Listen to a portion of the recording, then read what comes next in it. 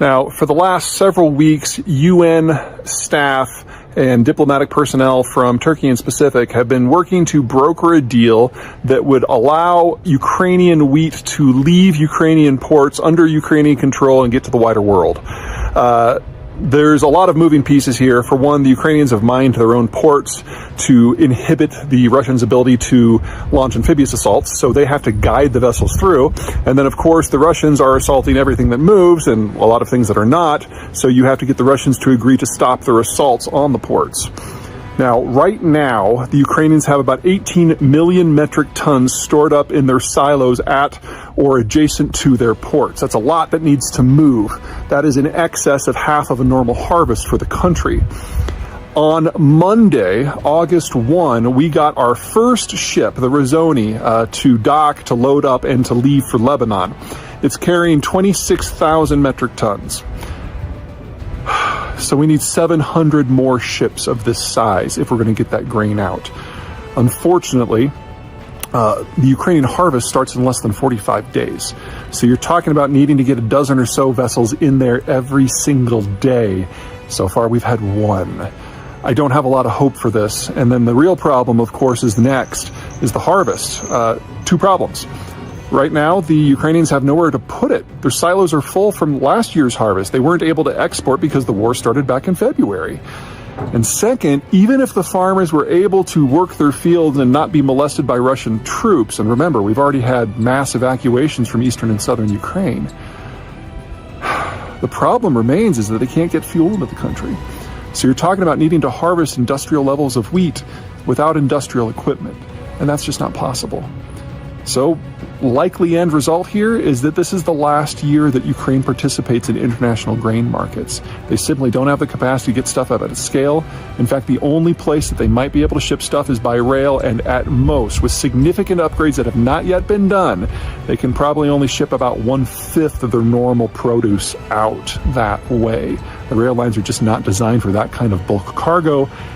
And a lot of them have to transit a little territory called Transnistria, which is under Russian control. You remove the world's fourth largest wheat exporter from the market, and you're going to look at cascading problems, not just with food prices and malnutrition, but civil conflict and breakdown, most notably in the Middle East.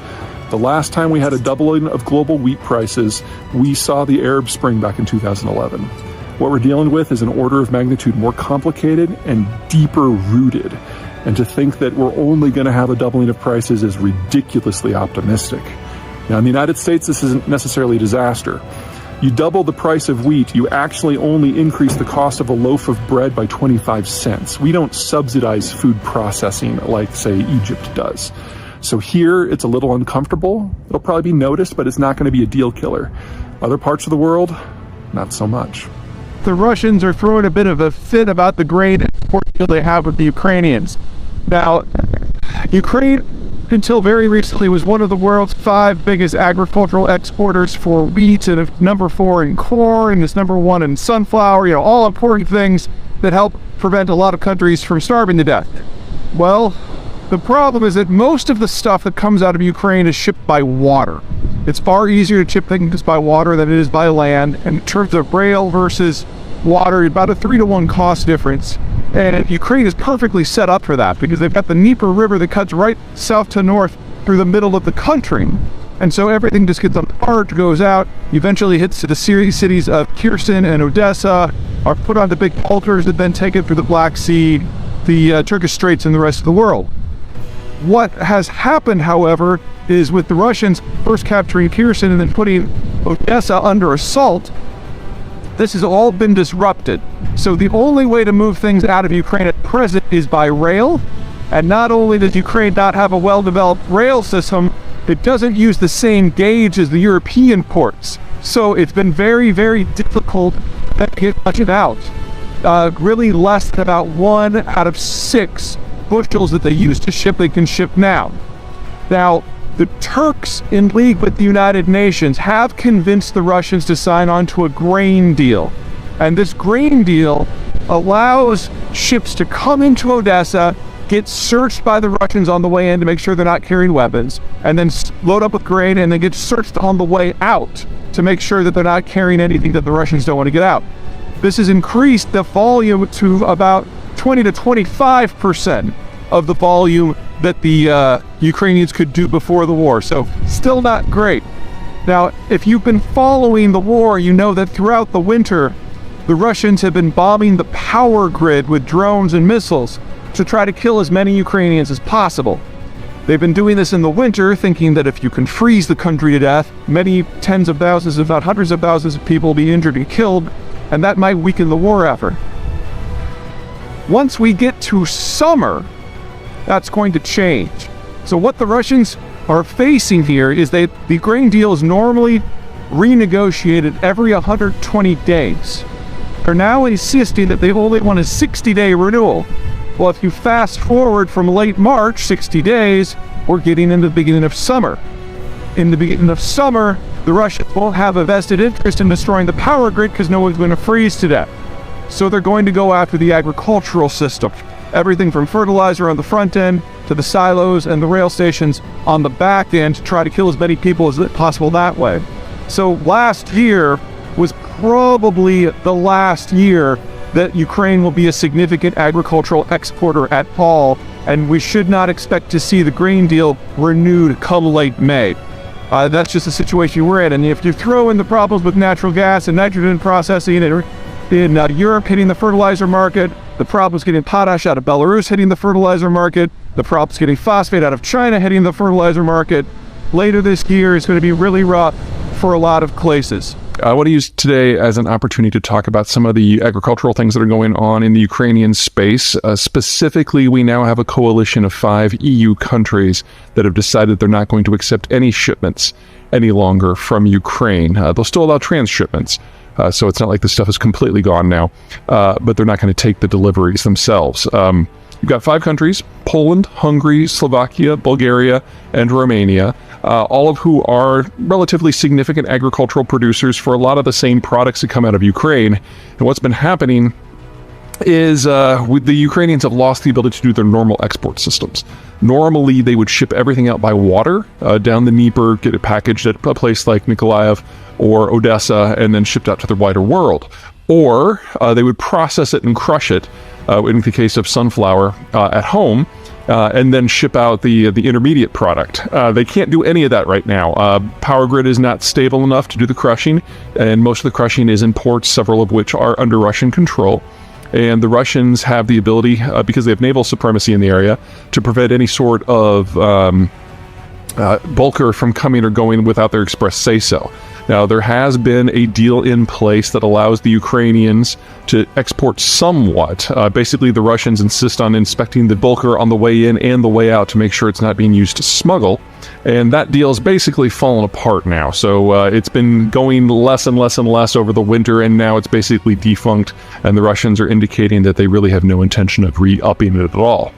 Now, this used to be 80%, almost 90% of Ukraine's exports. You can rail stuff out, but now 3 problems. Number 1, there's a different rail gauge between the European Union and the former Soviet world, so that's a problem. And there are only so many carriages that can adjust. Number 2, all of the countries that are on the edge, Poland, Romania, and the rest, they're all grain exporters themselves. So when the Ukrainian stuff was coming in, it was getting dumped on the local market. Local farmers were getting quite aggroed, and now they can't do that. So you can still export it through these countries to other places, but then you need twice as many rail cars that are capable of that jump, or you need a facility at the border that can shift the grain from one car to another, and those just don't exist at scale, and now you need twice as many to get the same amount of stuff out. So all told, with these 2 problems in place, you're looking at Ukrainian grain exports dropping by roughly 80 to 92%. And there's really no way around that. The 3rd problem is that processing stage.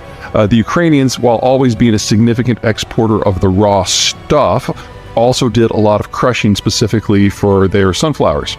Well, with that crushing now inaccessible, they need to find another facility. There are facilities in all 5 of these countries, but they process local stuff. So once you process an agricultural commodity into things like oil, it takes up a lot less space. It's higher value to bulk. Well, not only are the Ukrainians not able to do that now, so they've got this higher bulk, lower value product, they have to send it farther. And it just takes too much effort and too much cost, and there's not enough infrastructure to support it. They've been trying to build out the rail system. They've been trying to bring in more rail cars, carriages, but it just hasn't been enough to move the needle. And so even without the Russians deliberately attacking the agricultural infrastructure, which they are doing, you're still looking at that 80 to 90% reduction in the ability of Ukraine to participate in the international market. The biggest losers, aside from the Ukrainians, of course, are the Egyptians, who source the majority of their imported wheat from Ukraine specifically. But there's a large number of countries in Africa and in South Asia that source ultimately Ukrainian and to a lesser degree Russian wheat. And we're going to see all of them get hit to a significant degree. The question will be if we get to a point where the Russians start actually targeting shipments themselves. We're not there yet. It's probably just around the corner.